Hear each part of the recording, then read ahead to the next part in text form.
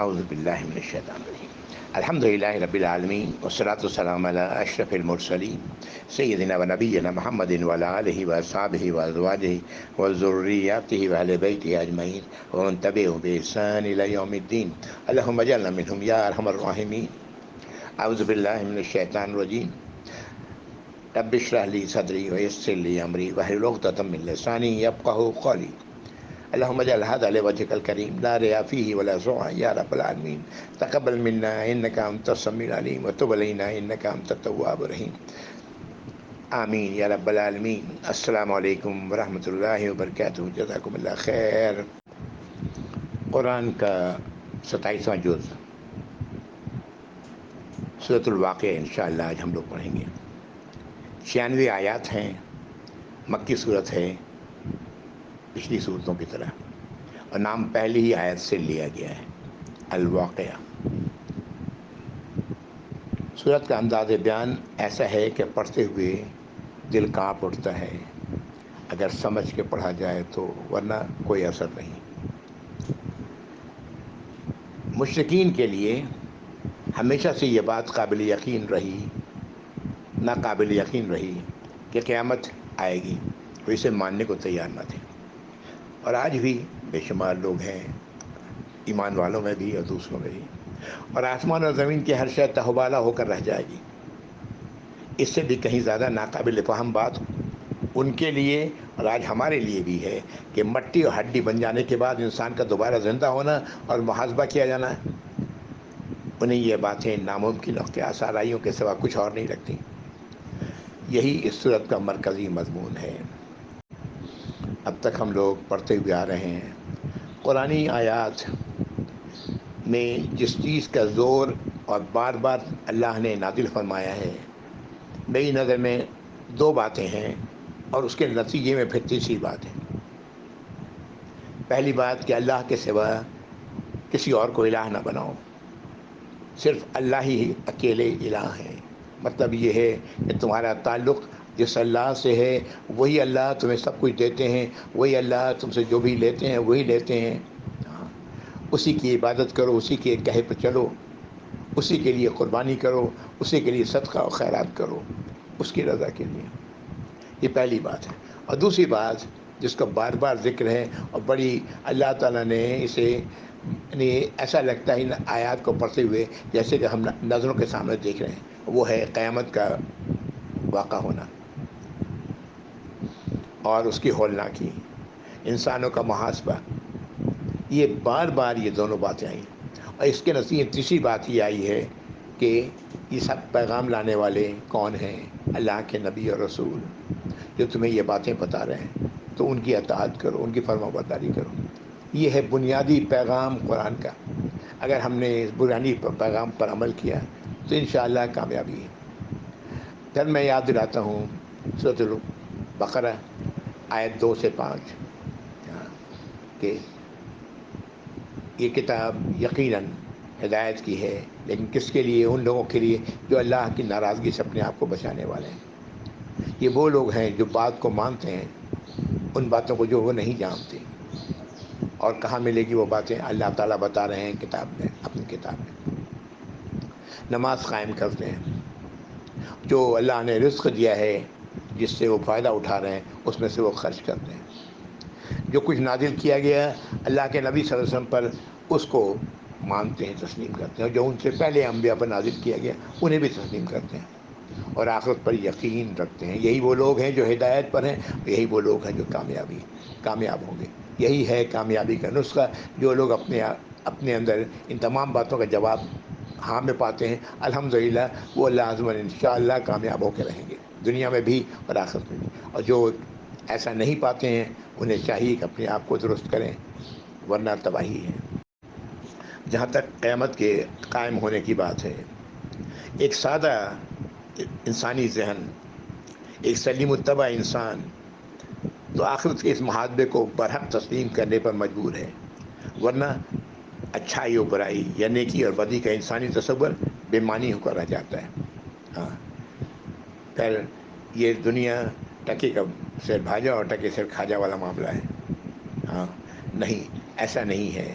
اللہ نے انسان جو بنایا ہے اس کائنات کو بامقصد بنایا ہے۔ اس صورت کے متعلق ایک روایت ملتی ہے عبداللہ بن مسعود رضی اللہ تعالیٰ عنہ سے، اور آج میں دیکھتا ہوں بہت سارے لوگ اس پر یقین کرتے ہوئے اور اس پر عمل کرتے ہیں۔ وہ بیماری کی حالت میں تھے، سوال کیا گیا کہ آپ علاج کے لیے کچھ کیا جائے، تو آپ کو نے فرمایا کہ میں اپنے گناہوں سے دریافت کا خواہش رکھتا ہوں، اپنے رب کی رحمت کی توقع رکھتا ہوں۔ سوال کیا گیا اب کہ کسی طبیب کو بھیج دوں، سوال کرنے والے عثمان رضی اللہ تعالیٰ عنہ ان کا دور ہے۔ فرمایا طبیب نے ہی تمہیں مار ڈالا ہے۔ سوال کیا کچھ مال بھیج دوں، کوئی حاجت ہے؟ کہا آپ کے بعد آپ کے بچوں کے کام آئے گا، تو فرمایا کہ میری بچیوں کی نسبت آپ کو فقیری کا ڈر ہے؟ سنیے، میں نے اپنی سب لڑکیوں کو کہہ دیا ہے کہ وہ ہر رات سورہ واقعہ پڑھ لیا کریں۔ میں نے رسول اللہ صلی اللہ علیہ وسلم سنا کہ جو شخص سورہ واقعہ کے ہر رات پڑھ لیا کرے اسے ہرگز فاقہ نہ پہنچے گا۔ یہ حدیث روایت تو ملتی ہے، لیکن محدثین کی نظر میں یہ حدیث صحیح درجے پر نہیں ہے۔ اس روایت کو اگر صحیح بھی مان لیا جائے اور تو وہ شخص جو سورۃ الواقعہ سمجھ کے پڑھ رہا ہے اسے دنیا میں کسی اور سے مانگنے کی حاجت نہیں رہ جائے گی، اس لیے کہ وہ جو کچھ پڑھ رہا ہے وہ سمجھ رہا ہے۔ نبی کریم صلی اللہ علیہ وسلم نے دوسری جو بھی صورتیں بتائی ہیں پڑھنے کے حوالے سے، جو آپ سے ثابت ہے، روایات آپ سے ثابت ہیں، ان تمام صورتوں میں ایسے مضامین ہیں ان کے اندر جو اگر پڑھنے والا سمجھ رہا ہے تو اس کے لیے دنیا اور آخرت میں ہدایت کے لیے کافی ہے۔ اور یہی ہے در حقیقت پڑھنے کا جب کا اب ہے تو ہم صرف تلاوت کر کے رہ جاتے ہیں، سمجھتے کچھ بھی نہیں ہے۔ حالانکہ یہ ہونا یہ چاہیے، اسے سمجھ کر پڑھنا چاہیے۔ بہت سارے لوگوں، خاص طور سے میں نے ملک سے باہر رہنے والے سعودیہ میں بہت دیکھا ہے، بہت سارے لوگ پابندی سے اس سورۃ الواقعہ پڑھا کرتے ہیں۔ اچھی بات ہے، لیکن سمجھنے کی کوشش کریں، ورنہ یہ اس طرح پڑھنا شاید ان کے کام نہ آئے۔ واللہ عالم۔ سورۃ الواقعہ شروع کرتا ہوں۔ اعوذ باللہ من الشیطان الرجیم، بسم اللہ الرحمن الرحیم۔ آیت نمبر 1 سے 7 تک۔ اذا وقعت الواقعہ لیس لوقعتها کاذبہ خافضۃ رافعہ اذا رجت الارض رجا وبست الجبال بسا فكانت هباء منبثا وكنتم ازواجا ثلاثا۔ جب واقع ہونے والی واقع ہو جائے گی، اشارہ قیامت کی طرف ہے۔ آگے کی آیات اس کی وضاحت کر رہی ہیں کہ اس کا واقع ہونے والی چیز کیا ہے؟ قیامت ہے۔ اس کے واقع ہونے میں کوئی جھوٹ نہیں، یعنی اس کا واقع ہونا سچ ہے، ہو کے رہنا ہے۔ پست کرنے والی اور بلند کرنے والی، یعنی یہ واقع ہونے والی شے کسی کو پست کرے گی، کسی کو بلند کرے گی۔ کچھ چیزیں پست ہوں گی، کچھ چیزیں بلند ہوں گی۔ دوسری لفظوں میں ہر شے تہوبالا ہو کر رہ جائے گی۔ زمین پوری شدت کے ساتھ ہلا دی جائے گی اور پہاڑ اس طرح ریزہ ریزہ ہو جائیں گے جیسے کہ دھول کا غبار، اور تم سب لوگ 3 گروہوں میں بٹ جاؤ گے۔ یہ آیات 1 سے لے کے 7 تک میں نے پڑھی۔ آگے آیت نمبر 8 سے لے کے آیت نمبر 14 تک۔ ان 7 آیات میں اللہ تعالیٰ نے قیامت کے واقع ہونے کو یقینی بتایا۔ ہر چیز تہوبالا ہو جائے گی، زمین ہلا ماری جائے گی، پہاڑ ریزہ ریزہ ہو جائیں گے، اور انسان دوبارہ زندہ ہو کر 3 گروہوں میں بٹ جائیں گے۔ آیت نمبر 8 سے 14۔ اعوذ باللہ من الشیطان الرجیم۔ وَأَصْحَابُ الْمَيْمَنَةِ مَا أَصْحَابُ الْمَيْمَنَةِ وَأَصْحَابُ الْمَشْأَمَةِ مَا أَصْحَابُ الْمَشْأَمَةِ وَالسَّابِقُونَ السَّابِقُونَ أُولَئِكَ الْمُقَرَّبُونَ فِي جَنَّاتِ النَّعِيمِ۔ ثلۃ من الاولین وقلیل من الآخرین. ایک گروہ دائیں طرف والوں کا، وہ کیا ہیں، کون لوگ ہیں. دوسرا گروہ بائیں طرف والوں کا، وہ کیا ہوں گے، کون ہوں گے یہ لوگ. اور تیسرا گروہ بھلائیوں میں پہل کرنے والوں کا ہوگا، جو سب میں سبقت لے جائیں گے. یہ لوگ مقرب ہوں گے اور نعمتوں والی جنتوں میں ہوں گے. ان لوگوں کی اکثریت اگلے لوگوں کی ہوگی، بعد والوں میں یہ تھوڑے ہوں گے.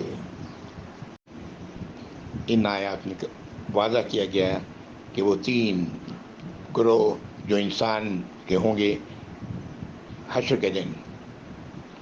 ایک داہنی طرف والے، یہ کون لوگ ہوں گے. بائیں طرف والے، یہ کون لوگ ہوں گے. اور سبقت لے جانے والے، جو قربت حاصل کرنے والے لوگ ہوں گے، اللہ کے قربت حاصل کریں گے. یہ جنتوں میں ہوں گے، نعمتوں والی جنتوں میں ہوں گے. یہ پہلے والوں میں زیادہ ہوں گے، بعد والوں میں کم ہوں گے. ایسے لوگ، پہلے والوں سے مراد اس امت کے پہلے والے بھی ہو سکتے ہیں، اور انسانیت میں، انسانوں میں پہلے آنے والے لوگ بھی ہو سکتے ہیں. یعنی جتنے انبیاء اور رسول آئے ان سب میں نبی کریم صلی اللہ علیہ وسلم نے بتایا کہ ان سب میں جو سب سے کثیر تعداد ہوگی وہ نبی کریم صلی اللہ علیہ وسلم کی امت کی ہوگی. اللہ تعالی ہم سب کو ان میں شامل فرمائے. کتنے ہی لوگ ہوں گے جو بغیر حساب کتاب جنت میں داخل کیے جائیں گے. اللہ تعالیٰ ان میں ہم لوگوں کو شامل فرمائے، ہمیں اس لائق بنائے کہ ہم ان میں شامل ہوں. یا رب العالمین، آمین. نبی کریم صلی اللہ علیہ وسلم نے ایک موقع پر فرمایا کہ قیامت کے دن سب سے پہلے اللہ کے سائے کی طرف کون لوگ جائیں گے. اور ظاہر ہے صحابہ نے کہا یا اللہ، یا رسول اللہ صلی اللہ علیہ وسلم، اللہ اور اس کے رسول خوب جانتے ہیں. نبی کریم صلی اللہ علیہ وسلم فرمایا یہ وہ لوگ ہیں جو اپنا حق دیے جائیں قبول کر لیں، جو حق ان پر ہو جب مانگا جائے ادا کر دیں، اور لوگوں کے لیے بھی وہی حکم کریں جو خود اپنے لیے کرتے ہیں. نوٹ کریں ان خوبیوں کو. ہاں، جب حق انہیں دیا جائے تو قبول کر لیں، جب حق ان سے مانگا جائے تو ادا کریں، اور وہی کریں لوگوں کے لیے جو اپنے لیے پسند کرتے ہیں. یا اللہ ہم لوگ ان میں شامل ہوں یا رب العالمین. دوسروں کا حق ادا کرنے والے. ہاں، اگر ہمیں ہمارا حق دے رہا ہے کوئی تو ہم قبول کرنے والے، اور سب سے بڑھ کے دوسروں کے لیے وہی کچھ پسند کریں جو اپنے لیے پسند کرتے ہیں. آمین یا رب العالمین. آیت 15 سے لے کے 26 تک یہ آیات مقرب لوگوں کی اس دن کیفیت کیا ہوگی اس کا ذکر کر رہی. اعوذ باللہ من الشیطان الرجیم. علی سرر موضونہ متکئین علیہا متقابلین یطوف علیہم ولدان مخلدون باکواب واباریق وکأس من معین لا یصدعون عنہا ولا ینزفون وفاکہۃ مما یتخیرون ولحم طیر مما یشتہون وحور عین کامثال اللؤلؤ المکنون جزاء بما كانوا يعملون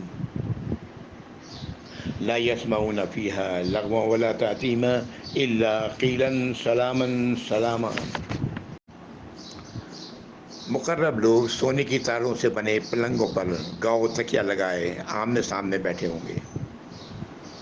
نو عمر ہی رہنے والے لڑکے انہیں ہر طرف سے پیالے، سراہیوں اور جاموں میں تازہ اور خوش ذائقہ مشروبات پیش کر رہے ہوں گے. ایسے مشروب جن سے نہ ان کا سر پکڑے گا نہ عقل گم ہوگی. پھلوں میں وہ ہوگا جو وہ اپنے لیے پسند کریں گے، اور پرندوں کے گوشت ہوں گے جو وہ خواہش کریں گے. ان کے لیے چھپا کر رکھی گئی موتیوں کے مانند بڑی اور کشادہ آنکھوں والی حوریں ہوں گی. یہ سب ان کے اعمال کا بدلہ ہوگا. وہ فضول و بے مقصد اور گناہ کی کوئی بات نہیں سنیں گے سوائے اچھی باتوں کی، سلامتی کی باتوں کے جو وہاں کی جائیں گی. یہ آیت 15 سے 26 تک تھی. اللہ کے نبی صلی اللہ علیہ وسلم نے ایک موقع پر فرمایا کہ ہم امتوں میں سب سے پیچھے ہیں، لیکن قیامت کے دن پہلے ہوں گے. ایک اور روایت آپ سے ملتی ہے، فرمایا مجھے امید ہے کہ کل اہل جنت کی چوتھائی میری امت ہوگی، بلکہ تہائی، بلکہ آدھوں آدھ، بلکہ اس سے بھی زیادہ، باقی دوسری امتوں کے میں ہوگی جو ان میں تقسیم کیا جائے گا۔ ایک اور روایت میں آپ نے فرمایا کہ سب زمانوں سے بہتر زمانہ میرا زمانہ ہے، اور پھر اس کے بعد والا، پھر اس کے ساتھ لگا ہوا بعد والا۔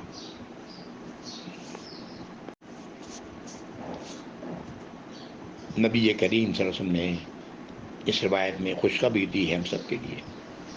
آپ نے فرمایا صلی اللہ علیہ وسلم، ایک گروہ میری امت میں ہمیشہ حق پر رہے گا اور غالب رہے گا، ان کے دشمن ان کو نقصان نہ پہنچا سکیں گے، اور ان کے مخالف انہیں رسوا اور پست نہ کر سکیں گے، یہاں تک کہ قیامت قائم ہو جائے گی، اور وہ اسی طرح ہوں گے۔ اس حدیث سے یہ مطلب نہیں نکلتا یا نہیں نکالنا چاہیے، درست یہ ہے کہ اس گروہ کے لوگ منتشر ہو سکتے ہیں، ہاں، لیکن اللہ کے نبی صلی اللہ علیہ وسلم جس طرح کہا کہ انہیں کوئی نقصان نہیں پہنچائے گا۔ یہ کچھ یہاں ہوں گے، کچھ وہاں ہوں گے، ایسا بھی ہو سکتا ہے، ضروری نہیں کہ سب اکٹھے ہوں، واللہ عالم۔ اللہ تعالی ہم لوگوں کو ان میں شامل فرمائے، ہم لوگ اس لائق ہوں کہ ان میں شامل ہوں، یا رب العالمین۔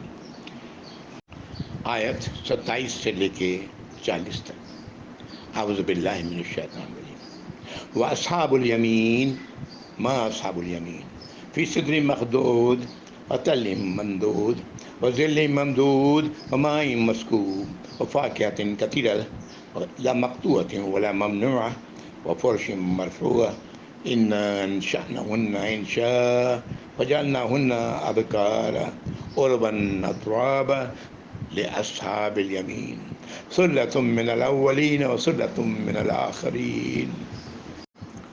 اور دائیں طرف والے بغیر کانٹوں والی بیریوں، تہبتا کیلوں اور درختوں کے پھیلے ہوئے سایوں میں ہوں گے، گرتے ہوئے پانی کے جھرنوں اور ہمیشہ پھل دینے والے پھلدار درختوں والی جنتوں میں اونچے اونچے آرام دہ مسندوں پر ہوں گے۔ دائیں طرف والوں کے لیے ہم ان کے ہم سن کنواریاں اور ان سے محبت کرنے والیوں کو پیدا کر دیں گے۔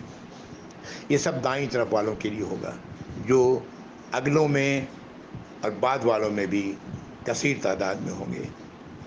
اللہ رب العزت ہم سب کو، تمام لوگوں کو یا رب العالمین ان لوگوں میں بنائیں، شامل فرمائیں، ان لوگوں میں شامل ہونے کی ہم لوگوں کے اندر یہ خوبیاں پیدا کریں جو اللہ کی اس دن اللہ کی انعامات کے مستحق ہوں گے، یا ارحم الراحمین، آمین۔ ایک روایت ملتی ہے کہ نبی کریم صلی اللہ علیہ وسلم نے فرمایا کہ جنت کے درخت کے سائے تلے تیز سوار 100 سال تک چلتا رہے گا، لیکن یہ سایہ ختم نہ ہوگا۔ ان قرآنی آیات جو ہم لوگ قرآن میں پڑھتے چلے آ رہے ہیں، ابھی یہاں پڑھا، اس سے پہلے سورہ رحمان میں پڑھا، یہاں پر صیغہ جو استعمال کیا گیا ہے وہ مذکر کا، ہاں، یہ عربی کا قاعدہ ہے کہ جب مرد اور عورت دونوں ہوں گے تو جو صیغہ استعمال کیا جائے گا وہ مذکر کا استعمال کیا جائے گا، یہ عربی زبان کا قاعدہ ہے۔ آپ صلی اللہ علیہ وسلم سے ازواج مطہرات اور دوسری عورتوں نے، صحابیہ نے بھی سوال آپ سے کیا، اور آج بھی لوگ اس پر کرتے ہیں کہ یہ سب کچھ تو مردوں کے لیے، عورتوں کو کیا ملے گا؟ اور نبی کریم صلی اللہ علیہ وسلم نے اس کی وضاحت کی، جواب دیا ہے، اللہ تعالیٰ ایسا ہی معاملہ عورتوں کے ساتھ بھی کریں گے۔ حقیقت یہ ہے کہ جنت کے متعلق جو کچھ بھی اللہ رب العزت نے قرآن میں بتایا ہے، یہ وہ چیزیں ہمارے سامنے رکھی ہیں جو ہم سمجھ سکتے ہیں۔ میں نے پہلے بھی عرض کیا، پھر عرض کر رہا ہوں کہ جنت کی نعمتوں کو نہ کسی آنکھ نے دیکھا، نہ کسی کان نے سنا، نہ کسی کے ذہن میں آیا، تصور میں آیا، وہ ہے جنت کی نعمتیں جو اللہ نے رکھی ہیں جنتیوں کے لیے۔ اللہ تعالی ہم لوگوں کو اس میں شامل فرمائے یا رب العالمین، ہم لوگ اس لائق اپنے آپ کو بنائیں کہ اس میں شامل ہونے، اللہ تعالی ہمیں شامل فرمائے یا رب العالمین، آمین یا رب العالمین۔ اللہ تعالیٰ اسے ہی دیتے ہیں جو طلب رکھتا ہے، اسے نہیں دیتے جو طلب نہیں رکھتا۔ اللہ تعالیٰ یہ طلب ہمارے اندر پیدا فرمانے یا ارحم الراحمین، آمین۔ نبی کریم صلی اللہ علیہ وسلم سے اس جنت کے حوالے سے صحابہ نے کئی کافی روایات ملتی ہیں، آپ سے سوال کیا گیا ہے اور آپ صلی اللہ علیہ وسلم نے ان کا تشبیہ بخش جواب بھی دیا ہے۔ چونکہ ہمارے پاس وقت کم ہے، ہم لوگ پڑھے لکھے لوگ ہیں، باتوں کو سمجھ سکتے ہیں، تو ان میں جانا نہیں چاہتا، صرف بتانا مقصد ہے کہ اللہ تعالیٰ مردوں اور عورتوں دونوں کا معاملہ پورے انصاف کے ساتھ کریں گے۔ ہمیں اس کی فکر کرنے کی ضرورت نہیں، اللہ سے بہتر انصاف کرنے والا کون ہے؟ بلا شک ایک روایت میں آپ صلی اللہ علیہ وسلم نے فرمایا کہ کسی بھی عمر میں انتقال ہو کسی کا، جنت میں داخل کرتے وقت اس کی عمر 33 سالہ ہوگی، 33 سال کا مرد ہوگا، اور اس کے ہم عمر اللہ تعالیٰ اسے جنت میں عورتیں عطا فرمائیں گے، اور ایسا ہی معاملہ جہنمیوں کا بھی ہوگا۔ اللہ تعالیٰ ہم سب کو اس سے دور رکھی یا رب العالمین، آمین۔ آیات 41 سے لے کر 48 تک، 48۔ اعوذ باللہ من الشیطان الرجیم۔ واصحاب الشمال ما اصحاب الشمال فی سموم وحمیم وظل من یحموم لا بارد ولا کریم انہم كانوا قبل ذلك مترفین وكانوا يصرون على الحنث العظیم وكانوا يقولون أإذا متنا وكنا ترابا وعظاما أإنا لمبعوثون أو آباؤنا الأولون۔ ان آیات میں اب وہ تیسرے گروہوں کا ذکر ہے جو بائیں طرف والے ہیں، جو عیش و آرام میں پلے بڑھے ہیں، اللہ کی نافرمانیوں سے بے پرواہ ہو کر زندگی گزار دی، اللہ کے قائم کردہ قیود و حدود سے بالکل آزاد رہے، خود تباہی کو گلے لگایا، اپنے ساتھ اپنے پیروکاروں کو بھی جہنم میں لے گئے، دوسروں کو بھی اس سے روکا، ان کا ذکر ہے۔ جو آیات ہم لوگوں نے پڑھی، اور بائیں طرف والے یہ کیا ہی برے ہوں گے، وہ شدید گرم ہواؤں، کھولتے پانی اور سیاہ دھوؤں کے سائے میں ہوں گے، جہاں نہ ٹھنڈک ہوگی نہ آرام پہنچانے والی کوئی شے۔ یہی وہ لوگ تھے جس سے پہلے عیش و آرام میں ہوتے ہوئے بڑے بڑے گناہوں کے کرنے پر بضد تھے، اور کہتے کہ ہم مرنے اور مٹی اور ہڈی ہو جانے کے بعد ہم اور ہمارے باپ دادا پھر سے زندہ کر دیے جائیں گے۔ استغفر اللہ یا رب العالمین۔ یہ ہیں وہ لوگ جس کا ذکر اللہ تعالیٰ نے ان آیات میں کیا۔ اللہ تعالیٰ اس سے ہم سب کو محفوظ رکھی، اس گروہ سے ہم لوگوں کو بہت دور رکھی یا رب العالمین، آمین یا رب۔ آیات 49 سے 56۔ ان لوگوں کی جو دنیا میں عیش و آرام کی زندگی گزار کے گئے، جن کے پیچھے دوسرے لوگ بھیڑ چال چلتے ہوئے ان کے پیچھے لگے ہوتے ہیں، اب ان کے بارے میں مزید وضاحت آ رہی ہے اللہ کی طرف سے۔ قل ان الاولین والآخرین مجموعون الی میقات یوم معلوم ثم انکم ایھا الضالون المکذبون لآکلون من شجر من زقوم فمالئون منها البطون فشاربون علیہ من الحمیم فشاربون شرب الہیم ھذا نزلهم یوم الدین۔ آیات 49 سے 56 ابھی پڑھی ہم نے۔ اے نبی، آپ لوگوں کو بتا دیں صلی اللہ علیہ وسلم کہ اول سے آخر تک کے تمام لوگ ایک مقرر کردہ اور معلوم دن زندہ کر کے اٹھا لیے جائیں گے۔ پھر اے گمراہوں اور جھٹلانے والوں، تم زقوم کی طرف سے اپنے پیٹوں کو بھرو گے، اوپر سے کھولتا غلیظ پانی پیاسے اور بیمار اونٹوں کی طرف پیو گے۔ فیصلے والے دن یہی ان لوگوں کی مہمانداری ہوگی۔ استغفر اللہ یا رب العالمین۔ یہ آیات ایسے نافرمانوں کو اس برے انجام سے خبردار کرنے والی ہے تاکہ وہ راہ راست اختیار کر لیں۔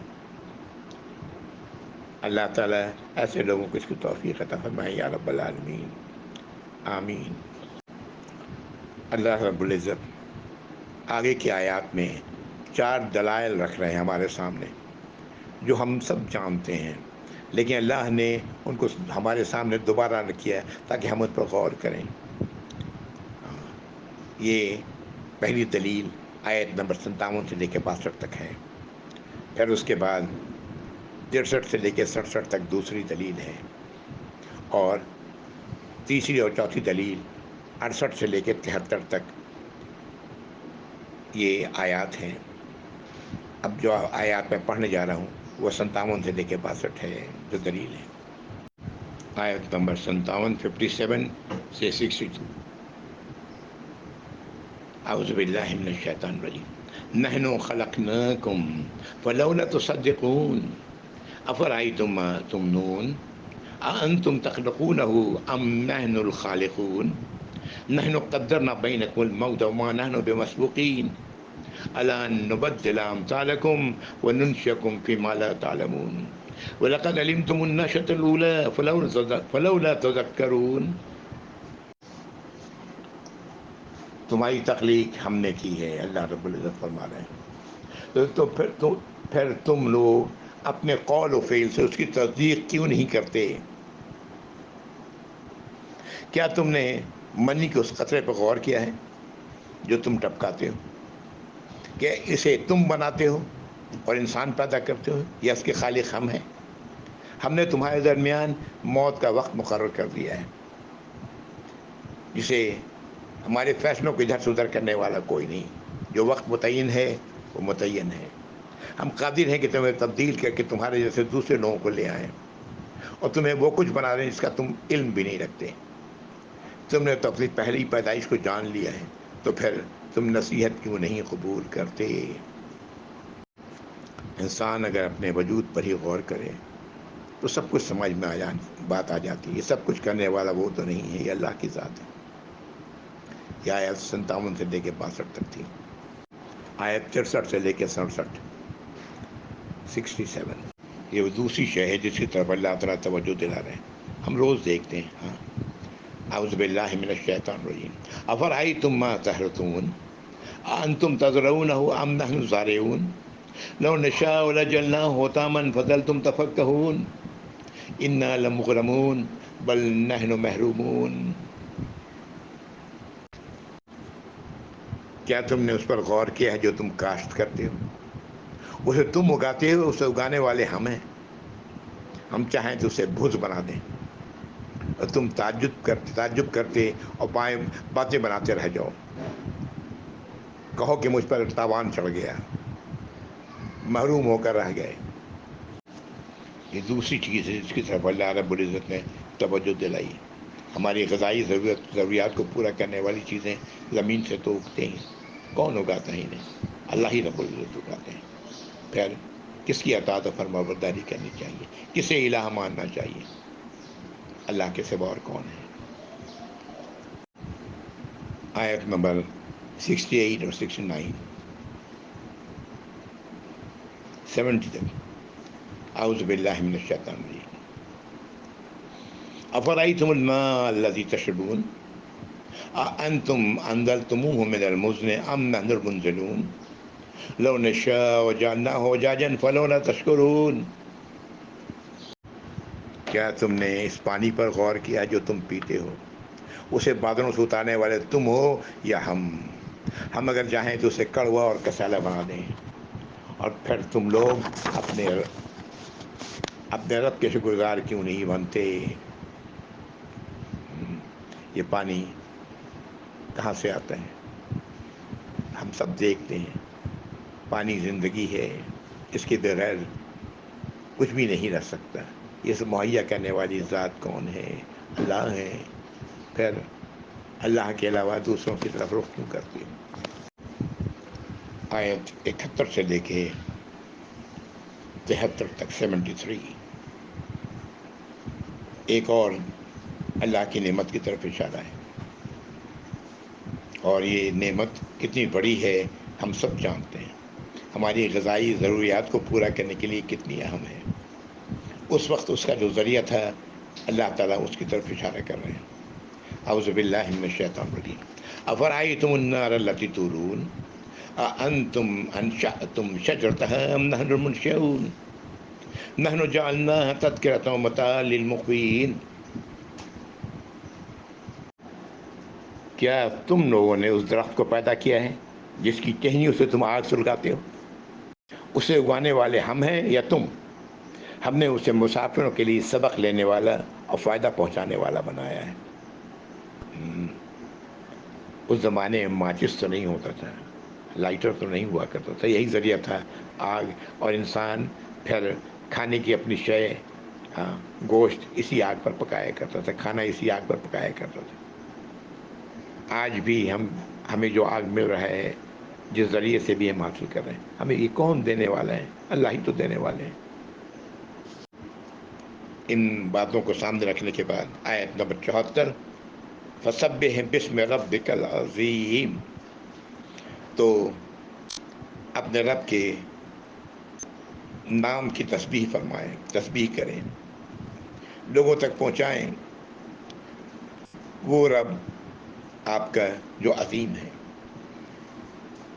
جو کرنے کا کام ہے اللہ نے یہ بتایا ایمان والوں کو کرنا چاہیے، وہ یہی ہے کہ اپنے رب کی عظمت کو، اپنے رب کے ناموں کو، صفات کو دوسروں تک پہنچایا جائے، خود بھی ان کو یاد رکھا جائے اور دوسروں تک پہنچایا جائے۔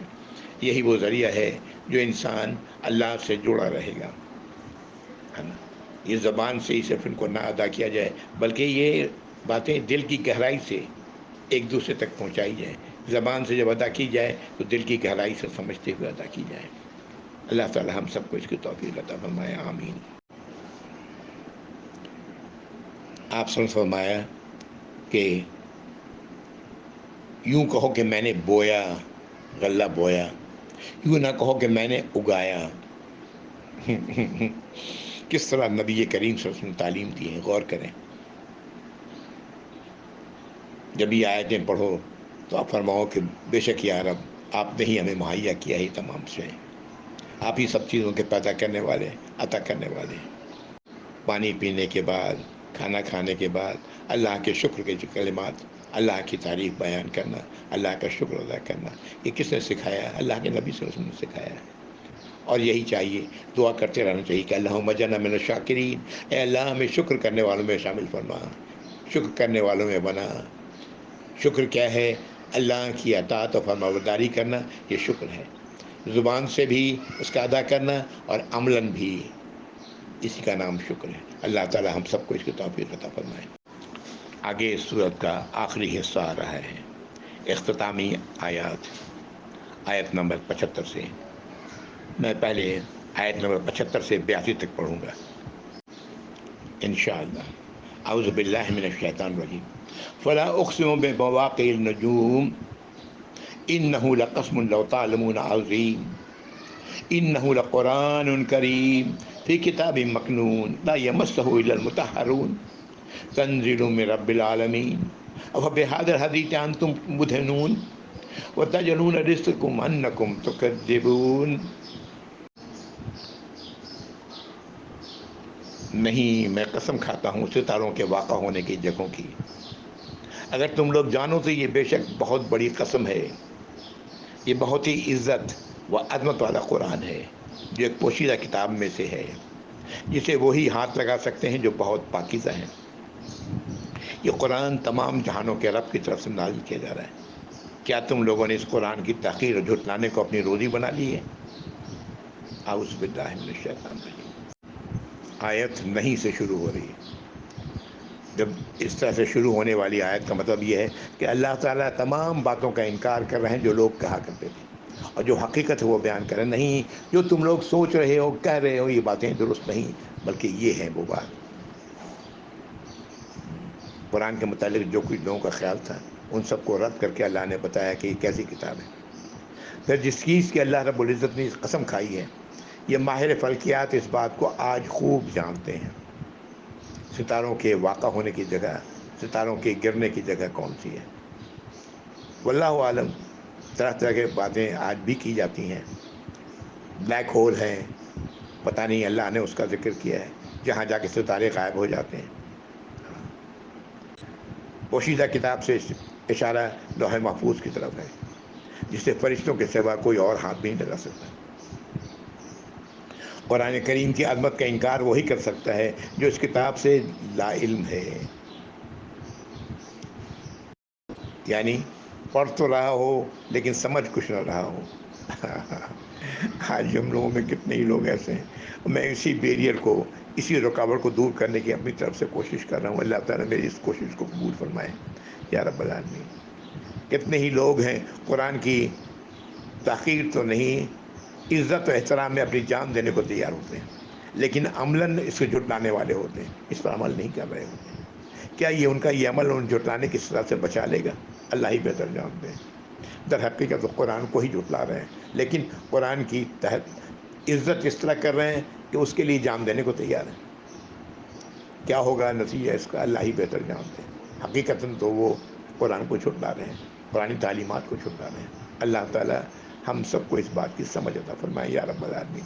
ہم قرآن کو سمجھ کے پڑھنے والے بنیں. آمین یا رب العالمین. آگے کی آیات 83 سے 95 تک یہ وہ آیات ہیں جس کو پڑھتے ہوئے رونگٹے کھڑا ہو جاتا ہے. اعوذ باللہ من الشیطان الرجیم. ولولا اذا بلغت الحلقوم وانتم حينئذ تنظرون ونحن اقرب اليه منكم ولكن لا تبصرون فلولا ان كنتم غير مدينين ترجعونها ان كنتم صادقين واما ان كان من المقربين فالروح والريحان جنة النعيم واما ان كان من اصحاب اليمين فسلام لك من اصحاب اليمين واما ان كان من المكذبين الضالين فنزل من حميم وتصلية جحيم ان هذا لهو حق اليقين. کیوں نہیں روک لیتے اسے حلق تک پہنچنے سے اور تم اس کے نکلنے کے منتظر ہوتے ہو؟ اس وقت اس سے قریب تم سے زیادہ ہم ہوتے ہیں، لیکن تم دیکھ نہیں پاتے. تم اگر سچے ہو کہ تمہارا حساب کتاب نہیں ہونے والا ہے تو کیوں نہیں تم اسے جسم میں لوٹا دیتے ہو؟ تو اگر وہ مقربین میں سے ہوا تو اس کے لیے خوشبودار راحت اور نعمتوں والی جنت ہے. اگر وہ داہنی طرف والا ہوا تو سلام ہے تم پر اے داہنی طرف والو. اگر وہ جھٹلانے والے گمراہوں میں سے ہوا تو اس کی مہمانداری کے لیے کھولتا گرم پانی اور جہنم میں داخل کیا جانا ہے. بے شک یہ حقیقت اور یقینی ہے. ان آیات میں اس وقت کا زندہ نقشہ ہے جب مرنے والا آخری ہچکیاں لے رہا ہوتا ہے. عزیز و اقربا اس کے روح نکل جانے کے منتظر ہوتے ہیں. ہر شخص اپنے انجام کے لحاظ سے انہی 3 گروہوں میں سے کسی ایک میں ہوتا ہے. یا تو وہ مقرب میں سے ہے، یا داہنی ہاتھ والوں میں سے ہے، یا بائیں ہاتھ والوں میں سے. اللہ تعالی ہم لوگوں کو مقربوں میں شامل فرمائے یا رب العالمین. اللہ تعالی ہمیں اس لائق بنائے کہ ہم اس میں شامل ہونے کے لائق بن جائیں یا رب العالمین. اللہ تعالی ہم سب کو اس کی توفیق عطا فرمائے. آمین یا ارحم الراحمین. اس صورت کی آخری آیت، آیت نمبر 96، یہ آیت ہو بہو وہی ہے جو آیت نمبر 74 اوپر پڑھ چکے ہم لوگ، 74. فسبح بسم ربک العظیم. تو پھر اپنے رب عظیم، اپنے عظیم شان پروردگار رب کی تسبیح کرو. یہی وہ ذریعہ ہے جو انسان کو اللہ کے قریب کرنے والا ہے. ہم سب کو اس لائق بنائے یا رب العالمین. آمین یا رب العالمین. فسبح باسمک ربک العظیم. سبح اسم ربک العظیم ہمیں ہدایت دی اللہ کے نبی صلی اللہ علیہ وسلم نے، کسی رکوع میں پڑھا کرو. سبحان اللہ عظیم ہم لوگ پڑھتے ہیں رکوع میں، اور مزید بھی پڑھ سکتے ہیں بحمدہ، سبحان اللہ العظیم و بحمدہ. اور سجدے میں سبح اسم ربک الاعلی و بحمدہ. آپ صلی اللہ علیہ وسلم فرمایا کہ 2 کلمے جو زبان پر ہلکے اور میزان پر بہت بھاری ہیں، سبحان اللہ و بحمدہ، سبحان اللہ العظیم. سبحان اللہ و بحمدہ، سبحان اللہ العظیم. یہ 2 کلمات ہیں. اللہ تعالی ہم لوگوں کو اسے سمجھ کر ادا کرنے کی توفیق عطا فرمائے. اور اس طرح یہ صورت مکمل ہوتی ہے. وآخر دعوانا الحمدللہ رب العالمین وصلی اللہ علی محمد وعلی آلہ وصحبہ وازواجہ وذریاتہ وأہل بیتہ اجمعین ومن تبعهم بإحسان إلی یوم الدین. اللہم اجعلنا منہم یا رب العالمین.